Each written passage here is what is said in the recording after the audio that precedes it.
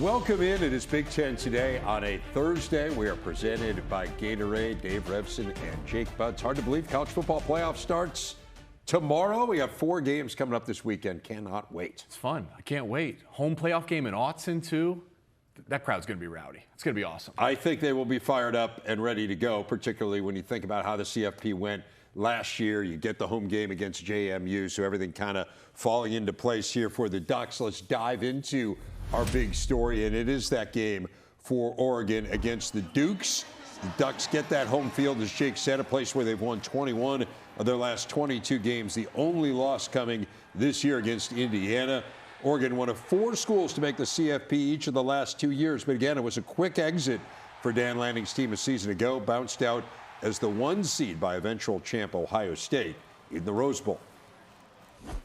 Very little talk really about, last season is so far behind us. But ultimately, I mean, everybody feels that. And those moments are all about growing from those moments. But I think we have a team that's worked really hard, been very consistent. The routine's been really dialed in, throughout this season. They've done a great job maintaining that throughout the year. It can be a long season. They've done a really good job maintaining it. And then they realize right now, it's win or go home, so they want to give their absolute best. Guys are excited about the opportunity, but I think it'd be wrong to say that this is, their preparation is different this week than any other week, right? Yes, the game's different. We all feel that. We recognize that it's different, but it's not like guys are like, okay, let's work hard now. They've been working hard, right? You work hard to get into this moment, and then it's about maintaining that level, that standard as you approach games like this.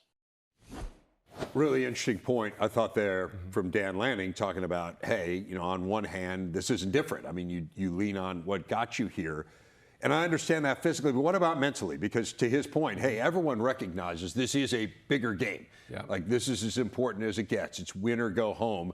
You've been in a lot of big games in your life. What's the difference in the mental approach? Well, it's the mental approach, it's just an understanding of how quick it can end. When you have a long season, you have to mentally prepare yourself for the length of the season. But once you get into the playoffs, you've had a special year, and everyone feels that, including JMU. They know that if you don't play to your standard, it can be over just like that. And I think what Dan was saying is absolutely true. They're not doing anything different in terms of their preparation. They're not, thinking too much about last year. But I think one of the big lessons is in the playoffs is there's no time to waste. You can't settle into the game. It took them a little. Ohio State jumped on them early last year, and it took them too long to settle into the game. I expect Oregon to come out playing angry, like they have something to prove, and just to prove to the country and prove to themselves that they are one of the best teams in college football. And unfortunately for JMU, they just happen to be the team standing in their way. Well, they've been a fabulous first-half team this year. To your point, they're outscoring their opponents by about 200 points in the first half of games. So they have jumped on opponents this year. Interesting to think about the coordinators moving on. To me, that is a challenge. I know they're still there and helping prepare for this game, but Will Stein, Tosh Lupoy, obviously both getting jobs. Stein going to Kentucky, Lupoy going to Cal. Like, to me, there's a variable there in the preparation that I think is really interesting. It absolutely is. And I respect coaches so much. I mean, these guys work as hard as anyone in any profession, but you just can't be in 2 places at once. But I think Tosh Lupoy actually went out and he said something like this, where he turned down potential job opportunities because he had a stipulation that he be with Oregon as far as they go, and the same is true for Will Stein. So there is alignment here, and this weekend is that maybe that's something to prove, that these coaches are completely aligned and invested, and you can go out there and prove that by playing your best football for 60 minutes. Again, this is a matchup of 2 really good teams, as you would expect, and we take a look at our big stat, which is presented by Gatorade, both in the top 10 in both scoring offense and scoring defense. 2 of 4 teams nationally that can make that claim. Both very capable passing offenses, but it's fair to say the run game has been the biggest strength on both sides, particularly recently for Oregon with some of the wide receiver injuries. So let's start there when Oregon has the ball. And I thought it was interesting, they had a partly open practice, like 15 minutes of an open practice. DeCorian Moore, Gary Bryant, and interestingly enough, Evan Stewart, who has been out all year, all participated in the open portion of this practice. So again, we talk about them leaning on the run game. To a certain extent, that's been out of necessity. They obviously have great target in Kenyon Sadiq. They have some other guys who have stepped up. Malik Benson's been really good at wide receiver too. But when Oregon has the ball, I mean, they're a different team if all three of those guys can play. Oh, no doubt. I mean, this is a balanced offense, and Coach Stein, with the combination of him and Dante Moore, they have the ability to beat you in any way they want to beat you. And the big challenge, too, is JMU plays a ton of man-to-man coverage, top 15 in man coverage rating in all of college football. Dante Moore has been outstanding against man coverage. I mean, that guy is one of the best at when he knows where he's going with the ball, it is going to be placed exactly where he intends it to be placed. And now you have the added bonus of great playmakers that can beat man-to-man coverage. But to me, it does start and end with the Oregon Ducks offensive line. I mean, this is a Joe Moore Award finalist. They are physically imposing, but they have Kenyon Sadiq, who I think is the glue of the run game to the play action in the passing game, a deep running back room. But before we even talk about the physicality up front, it's an extremely diverse run game. They can get into 1 or 2 tight end sets, 1 or 2 running back sets. So the challenge for a team like JMU, which has an outstanding run defense, they have been great against the run this year. It's not just having to play above yourselves and match the physicality of Oregon, which very few teams have been able to do it. You have to try to match the physicality of Oregon while also matching the mental side of being able to play discipline against a diverse run scheme. Easier said than done. Yeah, it's interesting to look at how good JMU's been, to your point. I mean, giving up fewer than 2.5 yards per carry. I guess I just think about Oregon coming up against top 20 run defenses. Iowa, they ran the ball great. Wisconsin was a very good run defense this year. They struggled more against the pass than against the run, and Oregon ran it really well against them. And again, this is no slight to anyone that JMU has played, but to your point, like, they haven't seen Joe Moore Award finalist type offensive lines. We'll see. Again, you don't know whether you're good enough to match up with a team like that until you go up against them. They gave Louisville a pretty good game. I mean, like, hey, who's the power conference team they played? It's a pretty good Louisville team. Yep. They lost 28-14. It was a close game well into the second half.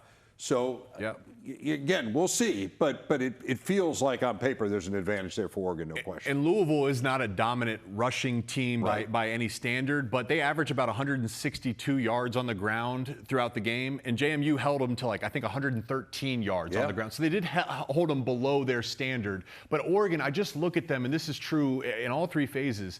They are one of the best teams in college football in the sense they set the terms of play. You have to somehow match their physicality. And to your point, there's been many great rushing defenses that haven't been able to do that for 60 minutes. I do want to get into when JMU has the ball. And so they've got a really talented dual threat quarterback, Alonzo Barnett III, a guy who can beat you with his arm and beat you with his legs. Wayne Knight is a diminutive back, but man, he's got breakaway speed. So what's the challenge here for Oregon, who has been outstanding defensively as they go up against the Dukes? So you kind of alluded to it. JMU's offense is really relying on their ability to run the football. They have a slow pace of play. They want to play ball control. They want to shorten the game.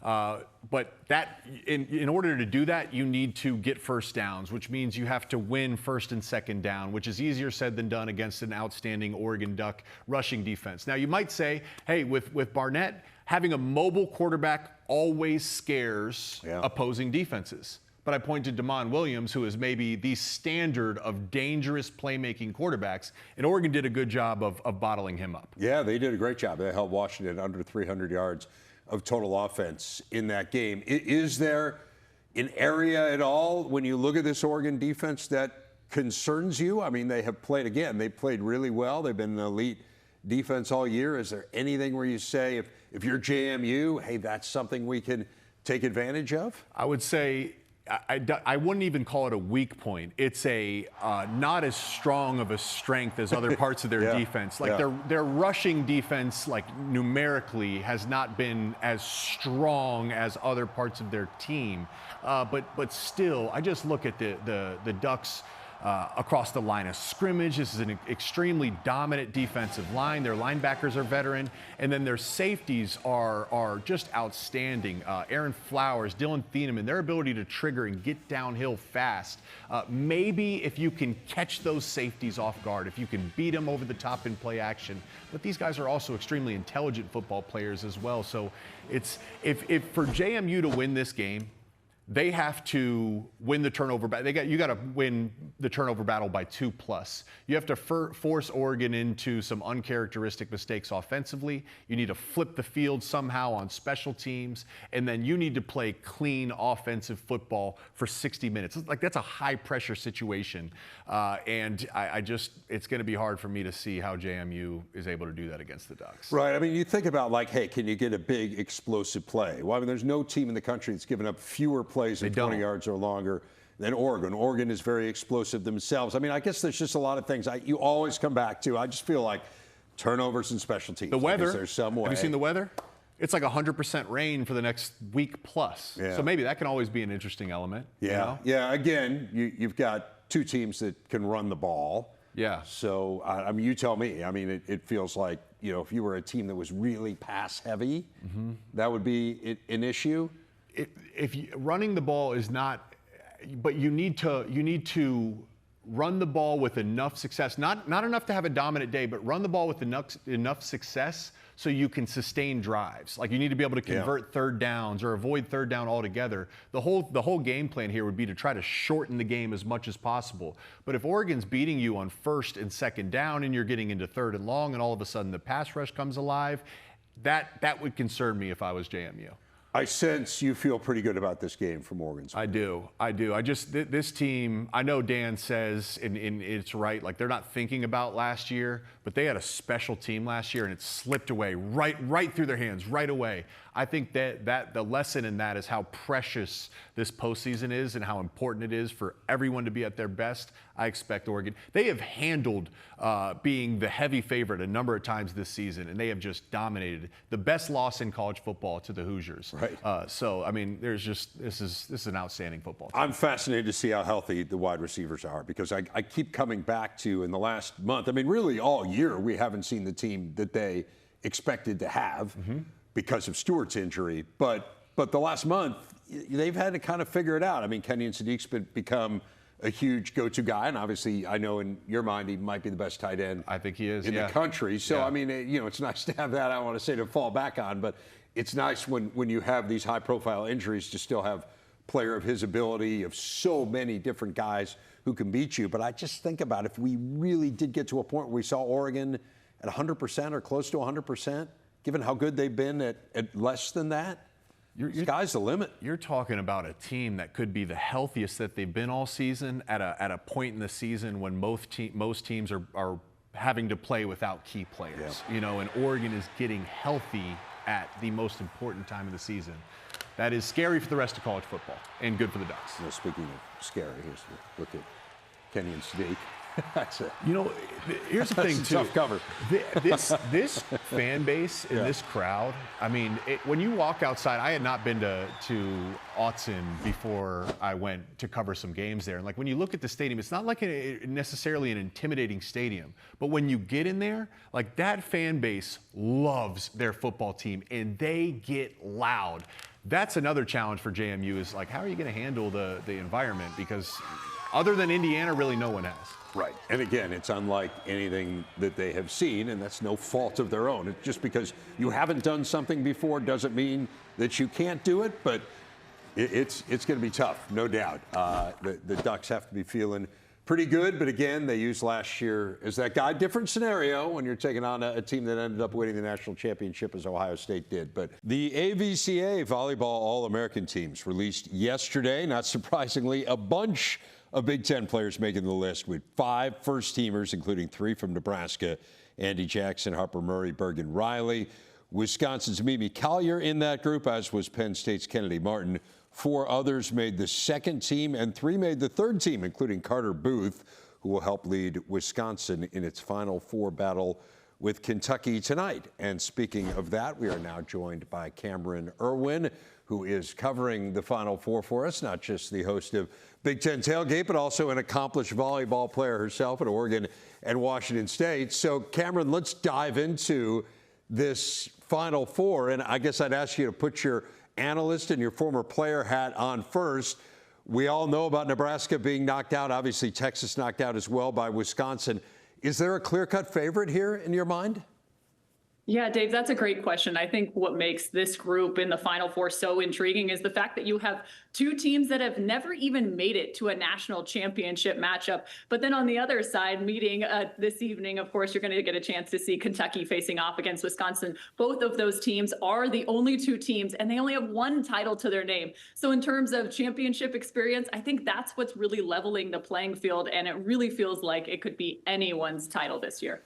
Let's take a look at Wisconsin's point of view here. And Texas had been such a thorn in their side. It was such a huge win for them to beat the Longhorns and to do it in Austin. So now that they've done that, now that they've kind of slayed this dragon, how do they put it behind them and focus on the task at hand? Yeah, I'm not so sure it's about refocusing more so than just building confidence. This was a team that really had been a thorn in their side. 4 straight meetings that the Badgers had taken a loss to the Longhorns, and to be able to get over that hurdle, and especially considering they were swept even earlier this season. It was a 3-0, and Wisconsin has truly been able to build upon. Now they have had some injuries throughout the season that they've dealt with, and really finding their offensive rhythm late into the season. But I think really it's the magnitude of that win that has set them up for this long time run. You talk about how well they're playing late in the season here. They went through a stretch where they lost 3 of 7 matches. That was a sequence that ended at Halloween. And since then, they have not lost. And in fact, they've only dropped 4 sets since then. So to what do you attribute this hot streak, or, the fact that they're playing their best volleyball here at the right time? Well, if you've been following Wisconsin volleyball, there's one person that you surely fall in love with, and that is their setter. She truly sets the tone, Charlie Furbringer. And there was a stretch, she was out for about 9 matches dealing with a shoulder injury, and that was that stint where they lost 3 of the 7. Also important to note, those 3 losses were all to ranked teams. You take a look at it. USC was one of those losses, a very strong team in the Big Ten, and not to mention Penn State as well as Nebraska. So the 3 losses, you go somewhat understandable. Now, ever since they've got Charlie Furbringer back, it truly has been just next level volleyball. They have not lost a match since bringing her back. And I also want to give a nice shout out to Addie Horner, who filled in for her. She was a true freshman, or is a true freshman, and she did so flawlessly. She's somebody that they were looking at more so to be an attacker, and she steps in as a true freshman and runs the offense in lieu of Charlie Furbringer throughout this season. So they're just finally getting all these pieces put back together, Dave. Yeah, Furbringer's been great, leading the nation in assists per set coming in. What about Kentucky? Give us a sense for what we need to know about the Wildcats. They are a 2-headed dragon. You got to watch out for their outsides, 2 of the best in the game. You've got Ava Hudson as well as Brooklyn DeLay. And these 2, what makes them so dangerous is that they're so disciplined. They don't make a ton of errors. And one of the other aspects of the game is they like to attack out of the back row, especially Hudson. This is going to put a strain on Wisconsin for the fact that she doesn't just attack on the outside. Wisconsin is going to have to pay attention from their left side block as well as middle block towards that right side of the court. They cannot just release to the pin. That is why the 2-headed dragon is so dangerous, and Kentucky has just been a juggernaut this season because of the play of those 2 outside hitters. Well, Hudson is a familiar name, obviously, to Big Ten fans. She's a former Big Ten Freshman of the Year. She transferred from Purdue. Does familiarity help at all there, kind of knowing her and having watched her and played against her in the Big Ten? Does that help them with preparation in any way? Yeah, from a scouting report, maybe you have a better sense of what she's capable of doing. But one of the interesting aspects is it is more of a load share management between those 2 outside hitters. So you're not able just to key off on Hudson. Another interesting note is when Hudson was at Purdue, her career high best match came against none other than Wisconsin. It was 30 total kills. However, those numbers are a little bit lower this season, again, because she does not have to carry as much of the offensive load. So I think there is familiarity. However, this is a different beast and a completely different offensive system for Kentucky. From Wisconsin's point of view, we talked about Furbringer and how great she's been and how she's kind of launched them on this hot streak here. What about Carter Booth and Mimi Collier, the 2 real superstars? We were looking at the All-American teams Those are the names on the All-American teams from Wisconsin. What do they need to bring tonight for the Badgers to move on? Oh man, Dave, I'm just smiling ear to ear because I think about these two athletes and the level at which they're playing. It gives me goosebumps. And I would kill to just be back in a matchup like that, watching them compete. You've seen the energy, you've seen the joy from Carter Booth and what she's been able to do, but she's also showing up and she's executing. You look at both Collier as well as on the outside, Una Vajagic. Una Vajagic could very well be the X factor when you consider she's hitting over 100 points higher on her efficiency than she has on her yearly average. Carter Booth also in that same category. She's hitting over 500 in the tournament so far. I mean, the whipping arm, the 6'7" frame, watching Carter Booth just compete is one of the things that volleyball fans around the country will fall in love with time and time again. And Mimi Collier is just so tough to stop. When you watch her swing, she's got a double block dedicated in front of her. She's a little bit like JJ Watt. You just got to throw all the blockers her direction, and she still comes away with a point. Just great range. And tonight she's going to be challenged as Kentucky is going to send everything they can her direction. Last thing I want to ask you, the coaches are really interesting to me because these guys go back a long way, Kelly Sheffield and Craig Skinner. I mean, it's amazing. They coached 8th grade and high school JV together in Muncie, Indiana. I mean, you think about their path going from that to now squaring off in the Final Four. What have they said about the familiarity and about this coaching matchup and the significance to the two of them? Yes, this is the ultimate frenemies matchup tonight, right? Those two guys, longtime friends. They actually, importantly, too, back in 1989, they went undefeated coaching that JV team. Important to know. And they also coached alongside the legendary and the Hall of Fame coach, Don Shondell. And that name may sound familiar, of course, when you think of Dave Shondell over at Purdue. That is his legendary father. But these two have just so much mutual respect. I imagine this is a matchup that they've been waiting for. These two haven't seen each other since 2022 in terms of a matchup against one another, but they've never played each other in the postseason. There was a near miss back in 2020 when they were both in the Final Four. Of course, Kentucky went on to win the national title that year, but they were not able to find each other in the championship matchup. So this is one that you can guarantee they've had circled on their calendar. That's crazy with all the success through the years that this is the first time they will have squared off in the postseason. Again, the winner gets the winner of Pitt and Texas A&M in the final. Cameron, this was great. Really good primer here. So excited for this match tonight and appreciate you taking the time to get us set for what should be a fabulous showdown. Thanks a lot. Enjoy the volleyball tonight. Thanks, Dave. A look at the CFP bracket. We mentioned Oregon and JMU squaring off for the right to face Texas Tech in the Orange Bowl, a game that Jake would be covering for us if the Ducks move on. Indiana's the top seed. They await the winner of Alabama and Oklahoma. That'll be New Year's Day at the Rose Bowl.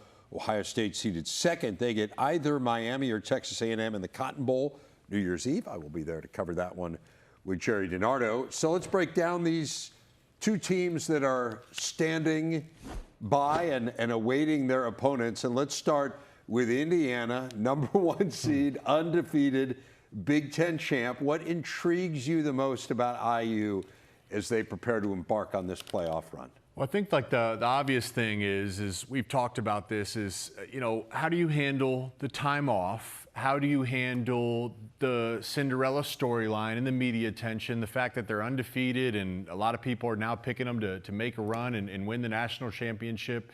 Your quarterback just won the Heisman. This is all new for the Hoosiers.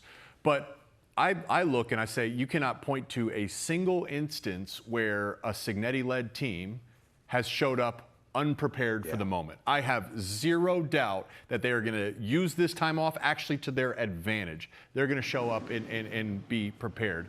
I also think that the health is something to consider here. At the wide receiver position, when Omar Cooper Jr. went down, and it sounds like they will get him back at some point, the sooner the better, we haven't seen Surratt, Cooper, and Becker, based on who we know them to be, all three on the field at the same time. That's a new wrinkle that they can add, and it's extremely dangerous. And then with Stephen Daly across the defensive line, that is a big blow. Yeah. That stinks. There's no other way to spin it. But I think the Hoosiers defense, like the sum is greater than the parts. What makes them such a great defense is it's 11 playing as one unit. That's why Coach Haynes just got another big raise and a big extension.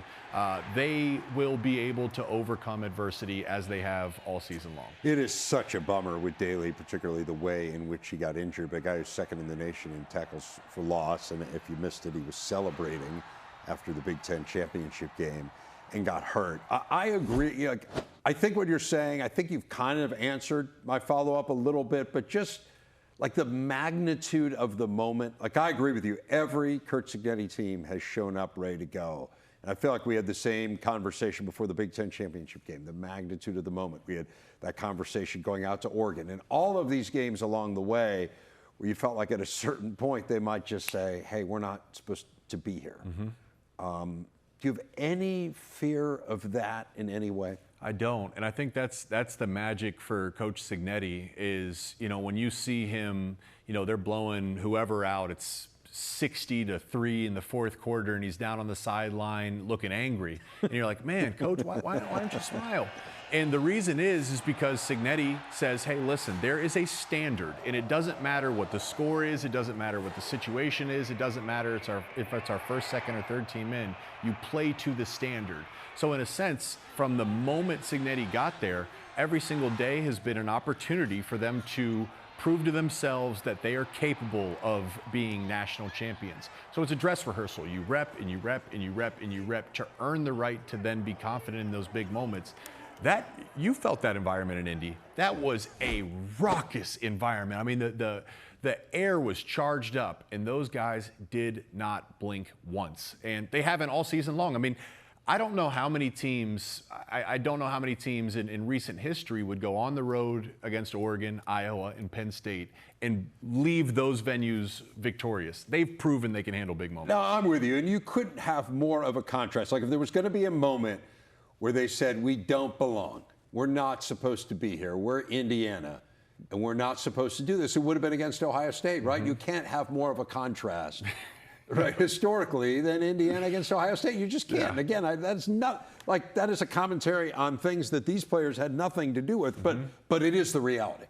And they were totally unfazed, and again, they feel like they belong, and they have proven time and time again that they do belong. I mean, you could say the same with Alabama and Oklahoma. I mean, again, whoever it is they end up playing, these are two incredible historic programs. Again, I just think we're at a point where they have proven beyond any doubt that they belong and that they know that they belong and that it just doesn't matter. Like what it says across your uniform is immaterial. 100%. And so who cares? But it's amazing to think, like, think about this, Jake.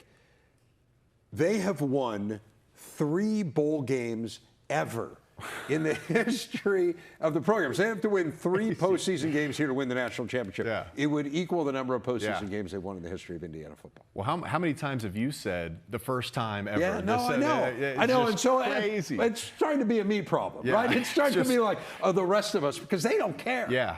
They're totally unfazed by it. But it is remarkable because, again, I've been watching this for 50 years. And the notion, I mean, it's almost funny to me that Oklahoma and Alabama are playing for the right to face Indiana. Like, it's almost funny. And the truth is, like, if you just look at those teams, regardless of the history of the brand, like Oklahoma and Alabama are both flawed football teams. Very flawed. Neither have been able to run the ball very well. Offenses They've been are challenged. In Indiana, I would not. There's not a weakness on Indiana's football team. And I also would say this to put a bow on their game against Ohio State. We'll talk about Ohio State, what they could do to improve. I don't think Indiana played their cleanest football game either. There was penalties, you missed a field goal. Like there's things you could point to say the Hoosiers can be even better. But they are, to me, without a doubt, the most complete team in college football. No doubt. Hard stop. I don't think there's any question that they're the most complete team. And so let's go to Ohio State. I think, for me anyway, the reason I say that Indiana is more complete than Ohio State is I think Indiana runs the ball better. And I think Indiana is better in the red zone. So, 100%. Okay, so let's talk about Ohio State and kind of how you circle the wagons. You're still a team that was #1 for most of the year. You're the defending national champ. You've got a historically great defense. So what does Ohio State do here in this interim time to put themselves in position to win a second straight? So I think the lesson last year in listening to the players and Ryan Day and the staff talk, like they took a painful loss to Michigan, and that propelled them to playing their best football of the season. They go on to become national champions. They learned a lot from that loss to Michigan. So what can you learn from Indiana? There was some flaws that we had seen throughout the year with the Buckeyes, but when you win, you're not necessarily forced to make major adjustments. When you lose to Indiana, now you say, okay, against the best teams, we're going to have to figure something else out. To your point, red zone, short yardage, goal line situations. And I think right now they're going through, they're going to have to go through a little bit of an identity shift. I have loved their multi-tight end sets. I have loved when they've been able to get big. I think that's a big reason they've been able to slow the game down and run the football. But I just think sometimes you can overcomplicate these things.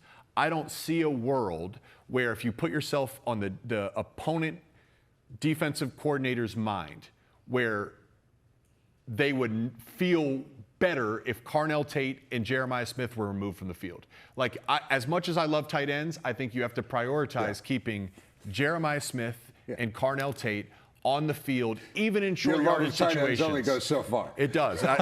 When you got those guys, keep them on the field. Because, you know, there's two philosophies. You can get big to run the football, or you can spread teams out. And I just think with Carnell and Jeremiah, like, no defensive coordinator, even in short yardage, is going to dare play single coverage on those guys to prioritize stopping the run. So I think you can end up getting lighter boxes by keeping those guys on the field. It's just a different approach to get to the same end goal. Yeah, not to go back too far, but I mean, this is the revolution in spread football, right? It's that a lot of teams spread teams out in the last 25 years to run the ball. Yep. Right, and that you can run really successfully out of those formations. We just, for whatever reason, when they get down in that red zone, we haven't seen Ohio State be able to do it. But I think it's interesting too. Like, to me, there's a huge difference between what happened last year and what happened this year, in terms of the loss at the end of the year. Right, the loss at the end of the year last year, and again, all due respect to Michigan, they went out, they beat Alabama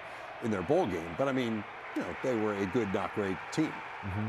Indiana's the #1 team in the country, and you had a chip shot field goal that you missed. I mean, you easily could have won the game. Indiana missed a field goal too. I'm not saying they should have won the game. I'm just saying you don't have to squint too much to see Ohio State winning that game. So kind of to your point, you're not saying this is a dramatic overhaul and what in the world is wrong with us. You're saying, hey, we got a few things that we don't do as well as we should be able to do them, and we've got some time to really work on us. Yes. There is a big difference. They're not even comparable in that sense. But when Ohio State lost to Michigan, we were all saying, man, you know, if you're going to lose by throwing to Jeremiah and your best players. And what we see immediately prioritized, and they never stopped. They were going to throw to Jeremiah Smith and Emeka Egbuka at that time, and Carter. They were going to throw the ball, and then that opened up the run game.